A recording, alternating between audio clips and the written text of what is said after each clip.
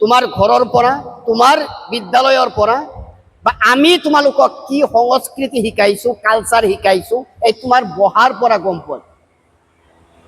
তুমি কেৱল মাত্ৰ তোমাক প্ৰতিনিধিত্ব কৰা নাই, তুমি তোমাৰ পৰিয়ালটোক প্ৰতিনিধিত্ব কৰিছা। তোমাৰ মাজত তোমালোকৰ পৰিয়ালৰ কালচাৰ আছে, তোমালোকৰ পৰিয়ালটোৰ যি কালচাৰ, পৰিয়ালটোৰ যি আচাৰ আচৰণ ব্যৱহাৰ পাতি তাক ৰিপ্ৰেজেণ্ট কৰিছা তুমি। তোমাৰ জৰিয়তে গম পাম তোমাৰ পৰিয়ালৰ সংস্কৃতি কি কালচাৰ। তোমাৰ জৰিয়তে আমি গম পাম তুমি কোন স্কুলৰ পৰা আহিছা, কেনেকুৱা স্কুলৰ পৰা আহিছা, তুমি যি স্কুলত তোমাক ইমান সুন্দৰ কালচাৰ শিকাইছে। গতিকে তুমি য'তে থাকা,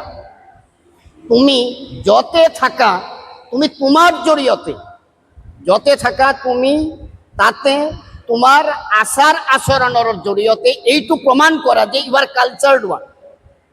তুমি একোজন সংস্কৃতি সম্পন্ন ল'ৰা ছোৱালী, এই কথাটো তুমি প্ৰমাণ কৰাৰ কাৰণে চেষ্টা কৰা। আমাৰ বহুতৰ মা বাবা সিমান বেছি শিক্ষিত নহয়।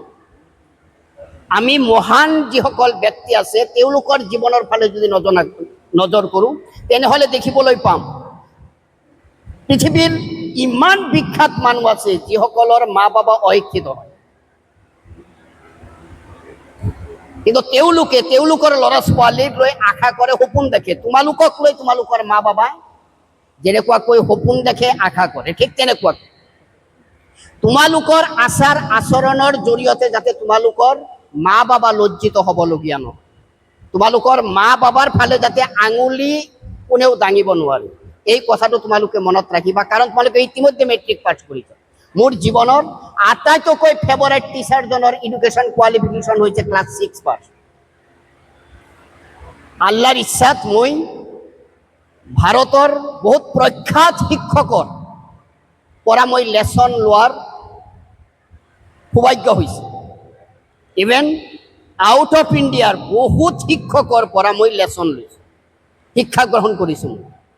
তাৰপিছতো আজি উইথিন 5 ছেকেণ্ড যদি মোৰ কোনো ফেভৰেট টিচাৰৰ কথা সোধে তেনেহ'লে মই ক'ম ৰাজেন্দ্ৰ নাথ ৰয়, যাৰ এডুকেশ্যন কোৱালিফিকেশ্যন হৈছে ক্লাছ 6 পাছ।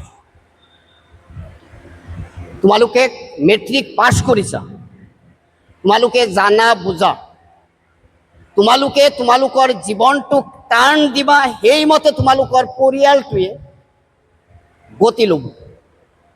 আজি এই কাৰ্যসূচীৰ জৰিয়তে আমি জাষ্ট তোমালোকৰ জ্ঞানৰ দুৱাৰ, এই জ্ঞানৰ দুৱাৰ উন্মোচন কৰাৰ এক প্ৰচেষ্টা আৰম্ভ কৰিছোঁ।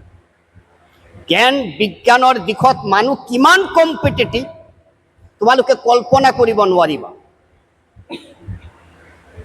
মই এসপ্তাহমান আগত ৱৰ্ল্ড বইজ এটা কুইজ কম্পিটিশ্যন চাইছোঁ অনলাইনত, য'ত ভাৰতৰ দিল্লীত এটা টীম আছে, নিউয়ৰ্কত এটা টীম আছে, আৰু ঠিক তেনেকুৱাকৈ ফ্ৰান্স আৰু ইংলেণ্ডত টীম আছে।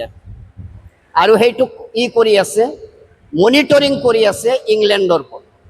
তেওঁলোকৰ ভাৰতৰ টীমটোৱে ছেকেণ্ড হৈছে তাতে।